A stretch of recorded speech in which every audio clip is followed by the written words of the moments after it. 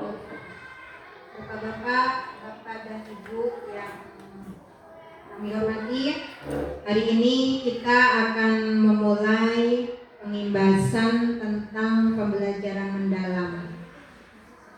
Kita punya judul workshop pembelajaran mendalam, coding kecerdasan artifisial bagi guru, SD Muhammadiyah Sukanegara. Yang pertama adalah kita pengimbasan pembelajaran mendalam dulu. Nanti kalau Bu Nani berkenan kita lanjut ke KKA, ya, coding dan kecerdasan artifisial. Baik, sebelum kita mulai kita berdoa terlebih dahulu. Berdoa mulai.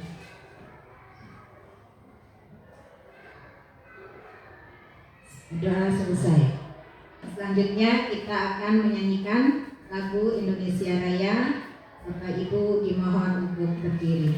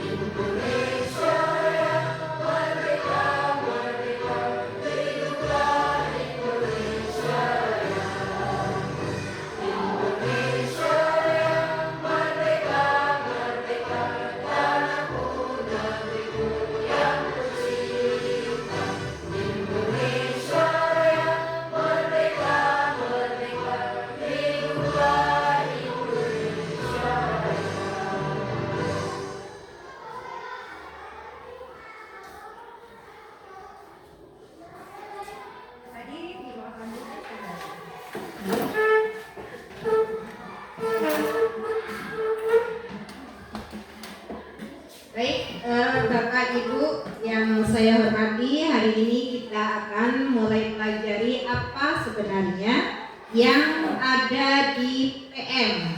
PM itu singkatan dari pembelajaran mendalam, bukan pasar malam ya.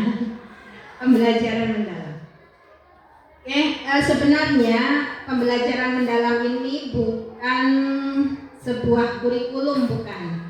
Pembelajaran mendalam ini adalah sebuah pendekatan. Jadi kalau kurikulumnya masih yang lama, tetapi pendekatannya itu kita pakai pembelajaran mendalam. Nah, untuk mengawali pembelajaran mendalam itu yang pertama itu kita akan pelajari tentang pola pikir. Pola pikir bertumbuh. Pola pikir bertumbuh itu sebenarnya kita bisa lihat dari perkataan Bapak Menteri Pendidikan kita saat ini, yaitu Profesor Abdul Mukti, yang beliau mengatakan kalau orang berpikir dengan growth mindset itu artinya pola pikir yang berkembang, ya. Growth itu artinya berkembang ya Pak ya. Kemudian maka dia yakin bahwa masalah yang hanya sedikit itu jalan keluarnya banyak. Nah, itu kalau kita juga memiliki growth mindset. Karena itu jangan menyerah, jangan putus asa dan yakin ada jalan keluarnya. Nah, ini sebenarnya yang harus kita tanamkan dalam hati kita masing-masing, dan kita harus mulai untuk membenahi mindset kita. Jadi kita berusaha supaya mindset kita adalah yang growth mindset.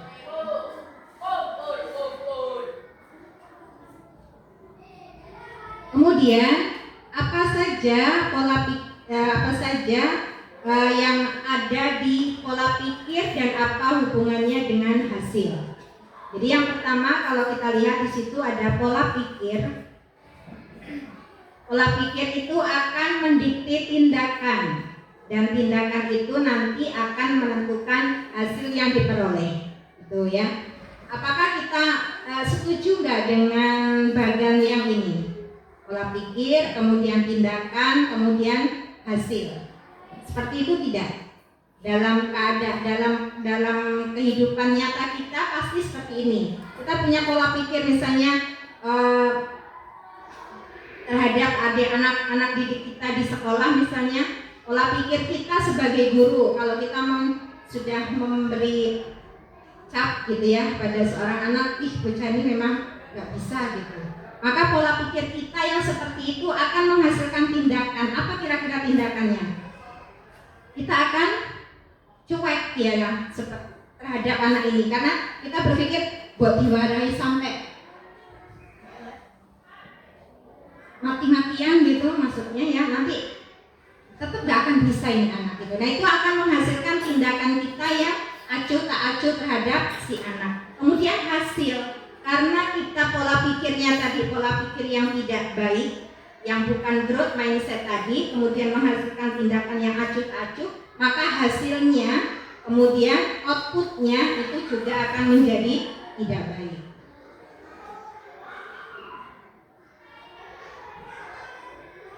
Nah, kita lihat di sini ada jenis-jenis pola pikir. Kalau pola pikir itu yang digambar otak gitu ya.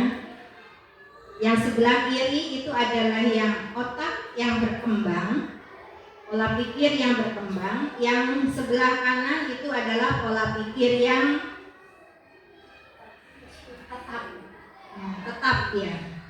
Jadi nggak mau berubah. Yang hijau itu gambarnya apa? Kita bisa lihat saja dari ilustrasi itu, sebenarnya otaknya warnanya hijau, kemudian gambarnya apa itu? Tumbuhan. Kalau tumbuhan itu tumbuh dia, ya. Sementara yang sebelah kanan itu gambar otaknya itu warnanya merah, di dalamnya ada gambar gembok. Ya, jadi otaknya sudah digembok, dia nggak mau berubah, nggak mau berpikir menjadi lebih baik, berkembang menjadi lebih sempurna begitu. Baik, lanjut. Oke. Nah, kita lihat pola pikir tetap dan pola pikir bertumbuh. Pola pikir tetap itu disingkat dengan PPT. Sedangkan pola pikir bertumbuh itu disingkat dengan EPB. Ya. Jadi kalau PPT apa? Pola pikir tetap. Kalau PPB pola pikir bertumbuh. Oke.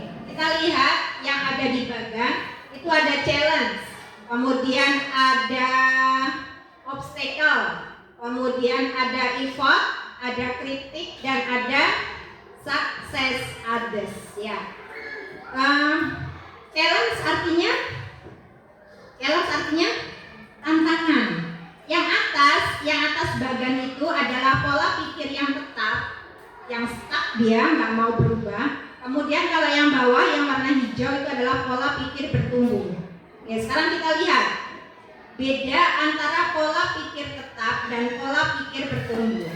Nanti kita bisa menimbang diri kita sendiri, saya masih berada di mana nih? Apakah sudah berada di PPD atau masih ada di PPT? Oke. Yang pertama, kalau kita menghadapi challenge artinya tantangan. Seseorang dengan dua pola pikir yang berbeda ketika menerima tantangan itu pasti akan berbeda. Kalau yang pola pikir bertumbuh, dia akan menerima tantangan itu.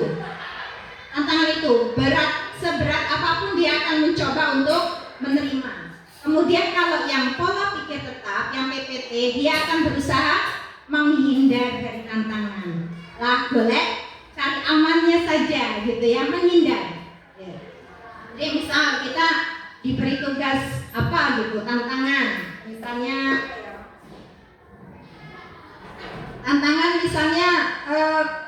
SD Muhammadiyah setiap seminggu sekali atau 2 pekan sekali mengeluarkan 1 flyer tentang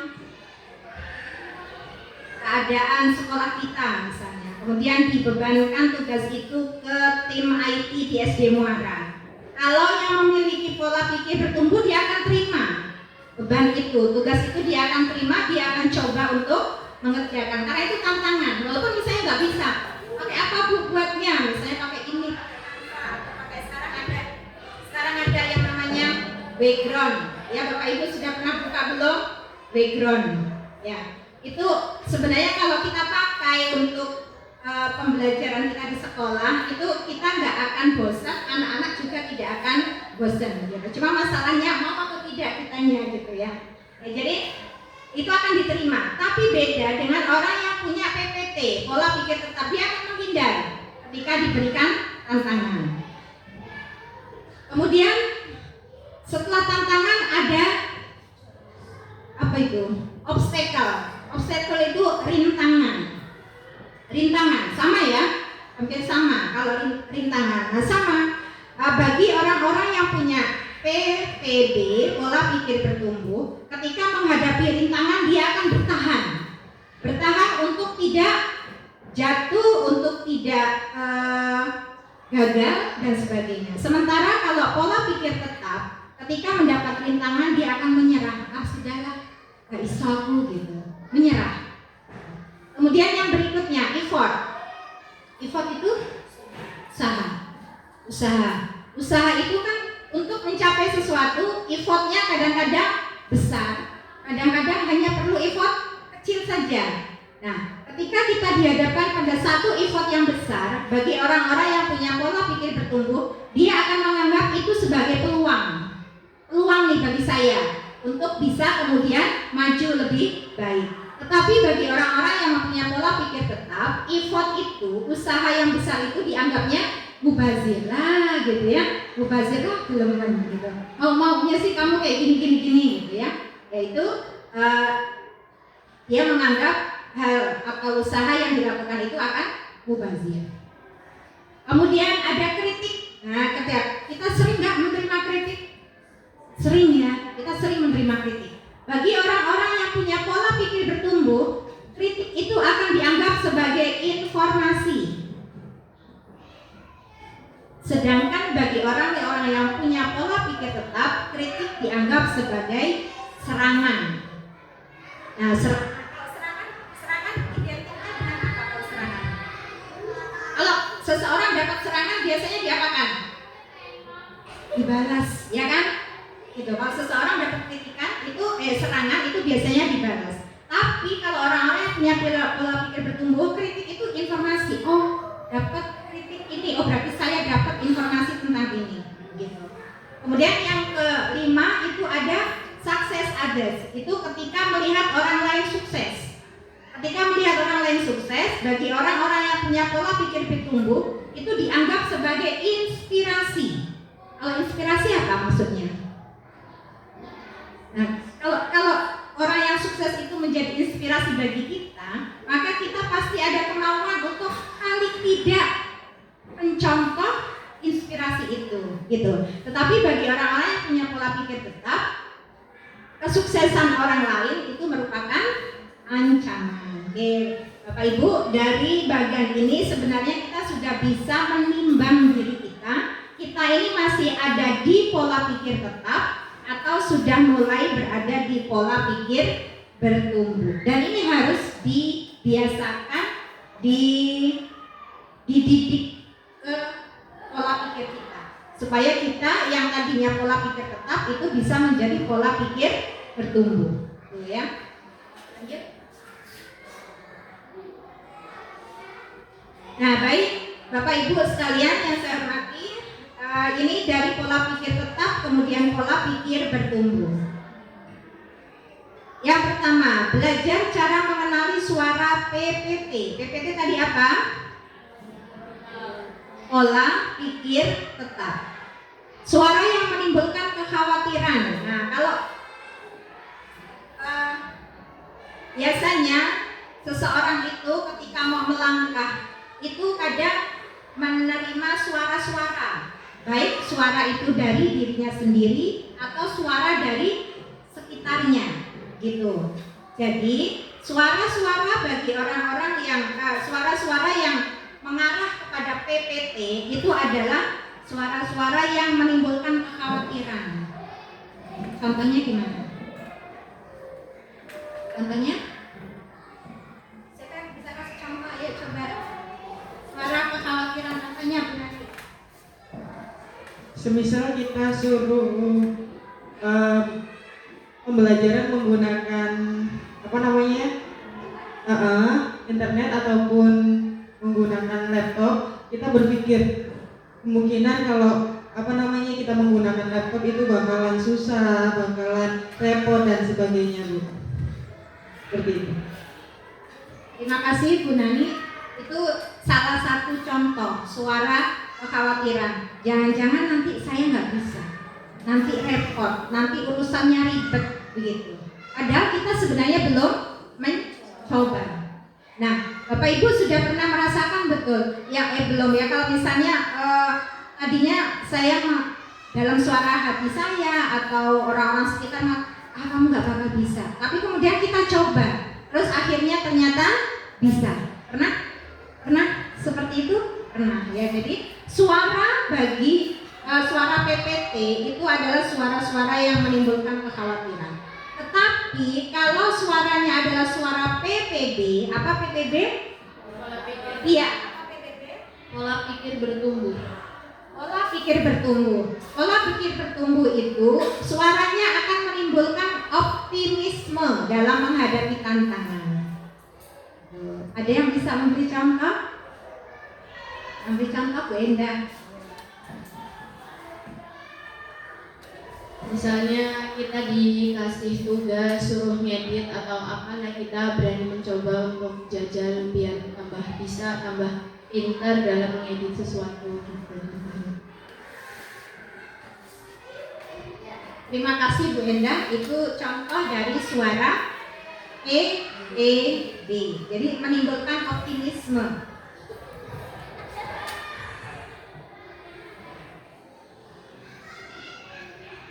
Nah, itu perbandingan yang akan sebenarnya kita harus tahu perbandingan itu, karena kita harus tahu kita ada di mana. Suara pola pikir tetap dan suara pola pikir bertumbuh. Kalau pola pikir tetap, suaranya diantaranya, kalau saya gagal berarti saya tidak mampu. Kalau kita sudah ngomong nggak mampu berarti udah mentok ya, mentok. Tapi bisa kita bandingkan dengan suara PPB. Kalau saya gagal berarti saya harus belajar dan mencoba lagi. Berkembang, mau menjadi lebih baik. Kemudian contoh yang kedua, saya akan menolak saat menerima tugas yang belum pernah saya kerjakan, sebab resiko untuk gagal akan besar. Pernah berada di titik itu? Pernah ya? Pernah. Kemudian lihat suara pola pikir bertumbuh. Saya akan menerima pekerjaan yang belum pernah saya kerjakan, sebab itu adalah peluang untuk belajar dan mengembangkan potensi diri. Jadi itu bisa kita baca nanti bagaimana suara pola pikir tetap dan suara pola pikir bertumbuh.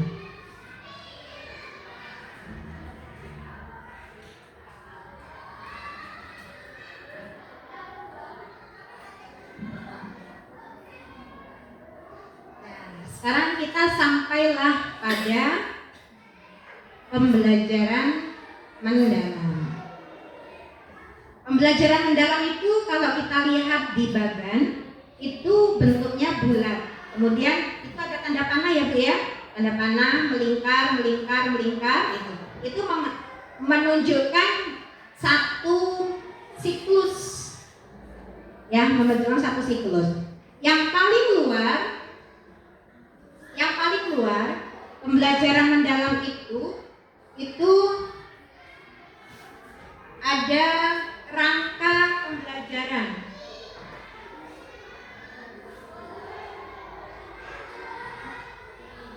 Rangka pembelajaran dalam pembelajaran mendalam itu diantaranya adalah praktik pedagogis, kemudian ada lingkungan pembelajaran, kemudian ada pemanfaatan digital, dan ada kemitraan pembelajaran.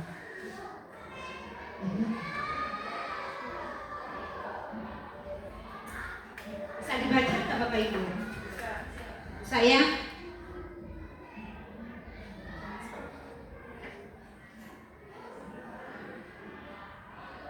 kemudian agak masuk lagi setelah rangka pembelajaran itu adalah pengalaman belajar.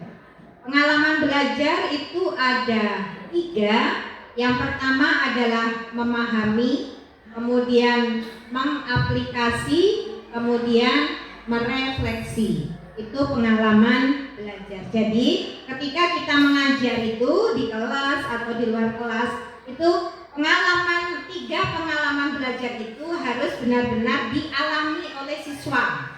Jadi siswa memahami, kemudian siswa bisa mengaplikasikan, kemudian siswa bisa merefleksi. Selanjutnya masuk lagi lebih dalam, itu ada prinsip pembelajaran. Prinsip pembelajaran ada 3. Yang pertama adalah berkesadaran, yang kedua bermakna, yang ketiga menggembirakan. Itu prinsip belajar, prinsip pembelajaran. Jadi kalau kita ngajar di kelas bagi anak-anak atau di luar kelas, itu anak-anak diajak untuk sampai pada titik berkesadaran untuk apa dia sebenarnya belajar. Kemudian bermakna, pembelajaran kita harus pembelajaran yang bermakna dan menggembirakan. Jadi praktek pembelajarannya tidak boleh membuat anak stres misalnya ya, gitu. Jadi harus menggembirakan. Menggembirakan itu tidak mesti nyanyi-nyanyi, tepuk-tepuk dan sebagainya. Ya, tetapi menggembirakan itu adalah bagaimana anak-anak itu bisa santai, serius tetapi santai dalam menerima pelajaran dari guru. Kemudian yang lebih inti lagi dari bagian tersebut adalah tentang 8 dimensi profil kelulusan.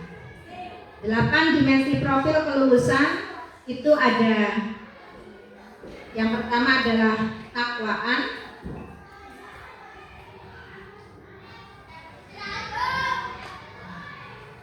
ada keimanan dan ketakwaan kepada Tuhan Yang Maha Esa, kemudian ada kewargaan, kreativitas, penalaran kritis, kolaborasi, kemudian kemandirian, kesehatan dan komunikasi. Kalau yang kemarin ada profil pelajar Pancasila, ya, profil pelajar Pancasila. Kemudian di pembelajaran mendalam ini ditambah menjadi 8 yang disebut dengan 8 dimensi, 8 profil dimensi kelulusan.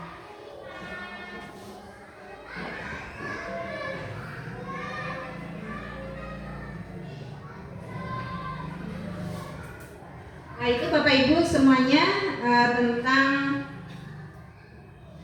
pembelajaran mendalam yang kalau yang saya sampaikan ini adalah masih modul 1 ya. Dan ini pengimbasan yang pertama untuk di sekolah kita. Baik, itu saja yang bisa saya sampaikan. Semoga bermanfaat dan benar-benar menjadi ilmu baru bagi kita, bahwa kita harus mengubah mindset kita dari PPT menjadi PPB. Sekian, mohon maaf bila ada kekurangan. Assalamualaikum warahmatullahi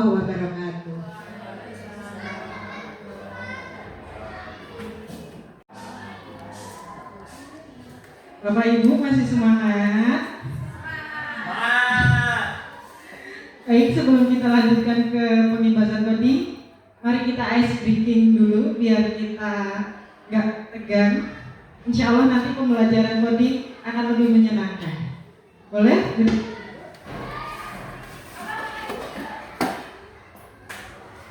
Aku pohon apel yang rindang, ini batangku dan ini rantingku. Jika aku tumbang, krek krek krek. Jika aku tumbang, krek krek krek. Jika aku tumbang, krek krek krek.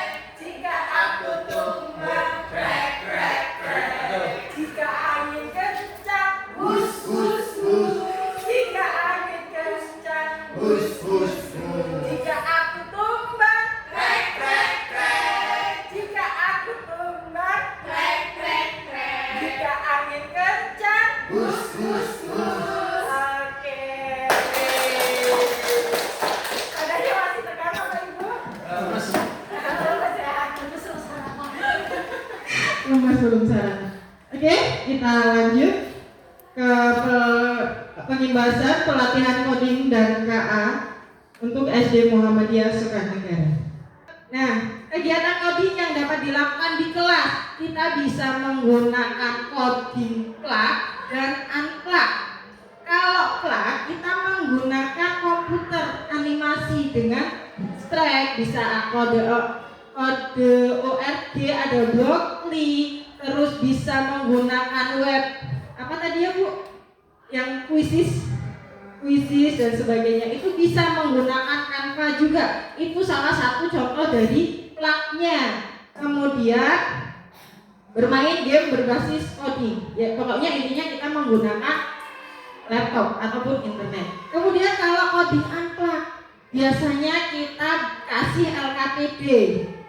Itu contoh dari unplug. Semisal si anak suruh memberikan nyambungin warna dan sebagainya, itu adalah contoh dari unplug-nya. Kalau plug-nya kita pakai media pembelajaran, tapi kalau unplug-nya seperti LKPD. Nanti ada contoh-contohnya. Nah, ini contoh dari plug-nya. Itu ada pembelajaran, ada Blockly, ada Strike juga. Nah, ini contoh dari unplug. Sudah sering kita gunakan kan ya? Secara tidak sengaja sebenarnya kita sudah mengintegrasikan materi coding ke pembelajaran yang sudah kita lakukan selama ini. Itu contoh dari unplug. Nah, untuk prakteknya bisa kita lakukan biar kita tahu, paham seperti apa sih KA itu. Bisa kita langsung buka ke ini link https studiocode.org dan seterusnya itu.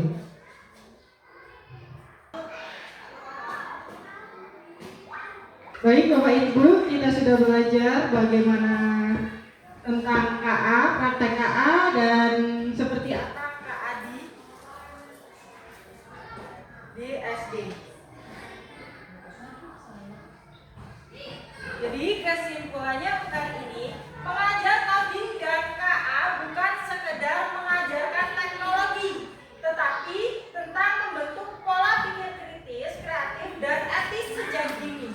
Guru memegang peran penting dalam mendesain pembelajaran yang bermakna, kontekstual, dan berorientasi pada masa depan.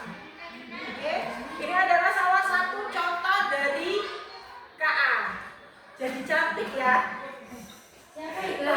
Ada pantun, bunga mawar, bunga selasih, warnanya cerah, tiada duanya.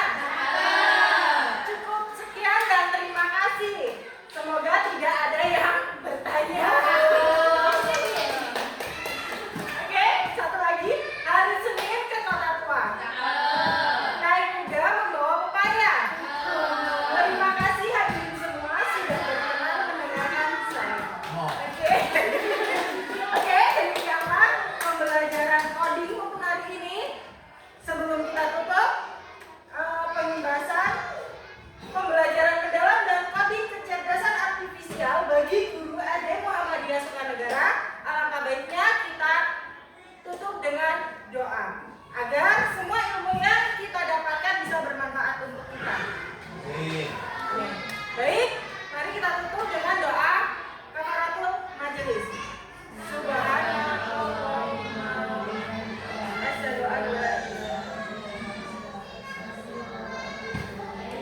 baik saya akhiri.